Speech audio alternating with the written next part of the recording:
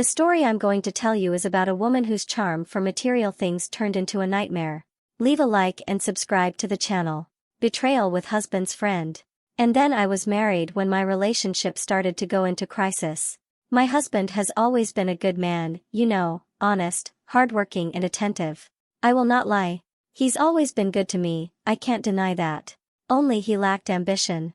In the two of us life was very different. In the beginning he was very accommodating. For him, if he had been eating and sleeping it was enough, and not for me. I was young, I wanted more. I wanted to be able to go out and travel and enjoy the life. I wanted to be able to go to the salon to have my hair done and have my nails done, but the money was never enough for that. What he earned was barely enough to pay the bills, and that irritated me a lot. It revolted me. I was always fighting with him, screaming and cursing, and it turns out that not even in bed we were able to understand each other. Around that time, and it was around that time that a couple friends of his, whom I didn't know and who never invited us to go out with him, and it was on that day that I saw the life I wanted passing in front of me, and I just freaked out because right away I saw the one I met. I saw how fine they were, how much better their living conditions were than ours. She was wearing a dress that I don't think even a whole month of my husband's salary would be enough to pay for her hair, her nails very well done. While I was all there, humble, an old street vendor's outfit that I had my fingernails for many years. I dyed the hair anyway, I did it myself, and that revolted me. The whole time pissing me off he was like this: look, don't ask for anything else because the money I have is little. If you keep asking we'll be ashamed. My money won't be enough to pay the bill, and already she asked for so many things, so much food and so much drink, that she didn't even consume it, and her husband didn't say anything. On the contrary. You can ask for what you want there, and I saw the way he treated her, the affectionate way. I saw that they really had a life of light, and that's where I said what an injustice while I'm so young, pretty and living in this misery. Ana who isn't even that pretty, and the life I dreamed of, having a perfect husband. I want this life for myself. And there's a time when you say something and it seems that the devil is so attentive that day Carlos started hitting on me. But whenever his eyes distracted, he kept staring at me, giving me those looks. You understand, a person is flirting with you, and that was just the beginning. Carlos started texting me over the phone. And these messages we lived making promises and praise. And I hadn't heard compliments for many years, because those who are married know sometimes it's not even because you don't love anymore, it's simply because the routine for the day ends up cooling. This kind of thing. It wasn't a compliment, an affection, a romantic gesture. It ended up cooling down a bit with time, and Carlos, he made me remember how good it was to live that, and it ended up that I deceived myself. I got involved. The two of us started having an affair, and I was feeling like in a real romance movie because my husband left for work. Carlos would pick me up at home, he would take me to the motel there. We would spend the afternoon, I ate everything, we would stay, he would give me gifts, we would make love or lay down watching a movie, the two of us. I felt like I was on cloud nine. I even thought I was madly in love with Carlos. We had several meetings like that, months without anyone knowing the secret. Until one day Ana discovered his wife. She told my husband, he argued with me, and on the same day my husband left home, asked for separation. But I was so deluded that I didn't even care about my husband leaving me, because Ana had already left Carlos and Carlos had left me. He said that if I separated we should live together, and as soon as my husband left the house I already looked for Gustavo and went to live at his house. The house that Gustavo took me to live with him, I think. It was like 4 times bigger than the house I lived in. Carlos paid a girl to help me take care of the house because I wouldn't be able to take care of the meals in that house, and then we started going out every weekend as I always wanted, and my husband. There was no condition. And another thing, whenever we went out Carlos bought me new clothes. I never went out with the same clothes, and everything I wanted he gave me. If I saw a necklace there that or from that store and said I want this necklace, he wouldn't even look at the price, he would go there and buy it for me. And the two of us was a little couple that had a lot of chemistry.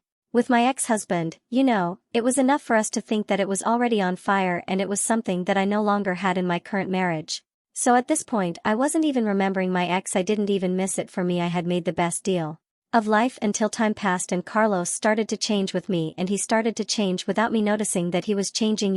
When a person changes a little thing here and there, and you only realize when the situation is already totally out of control. That's how it happened to me.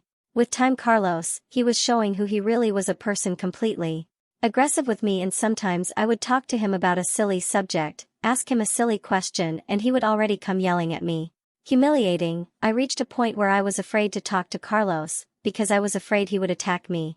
There came a day when it wasn't enough for him to humiliate me with words, scream, torturing my psyche. He started to attack me too, started with a pinch as usual, and then pulling my hair, then pushing me.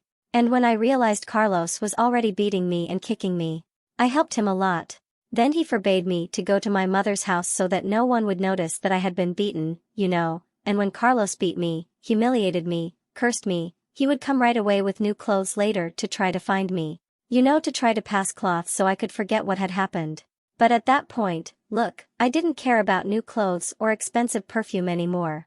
All I wanted and wanted back was my ex-husband. Oh, how blind I was. But I knew that I was no longer going to get my ex-husband back. If all that I was going through wasn't enough, if that wasn't punishment enough for Carlos.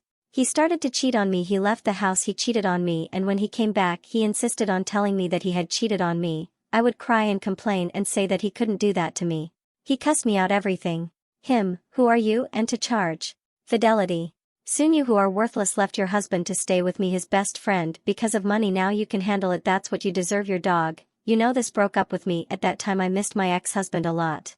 And, I still loved him. I left him out of simple interest, out of illusion, that life that Carlos could have given me, but I loved him. Yes, I lived many years in this sadness, in this anguish. The rest of my life suffered without asking anyone for help because I thought I deserved everything I was going through, having exchanged my husband for money. Today makes 3 years that I managed to separate from Carlos. For him to leave me alone, I had to leave that city. I arrived here with one hand in front and the other behind. I had to build my life from scratch because I tried to separate from him, but he didn't let me leave it alone.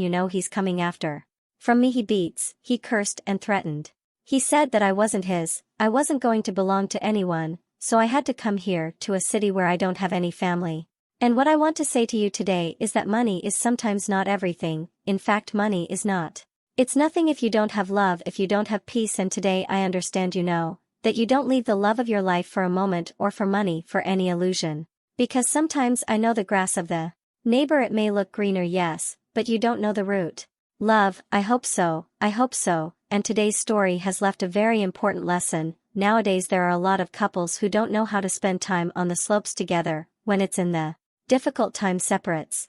And that's what marriage is about. Marriage is the union. It's about having good times.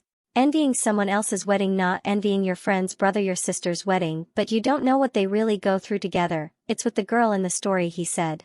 Sometimes the neighbor's grass looks greener, but you don't know the root. You don't know what happens to two, and it's not worth it. Just that the love of your life, that person you married, is because you were in love. It's not worth exchanging it for an illusion, for one moment, or for money or anything. I really hope that you managed to learn the lesson and that the girl in the story Hoji Mdia managed to be fine.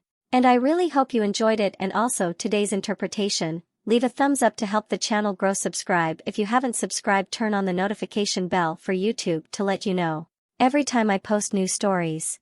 The life stories, they are real, based on real facts and many times even fictional.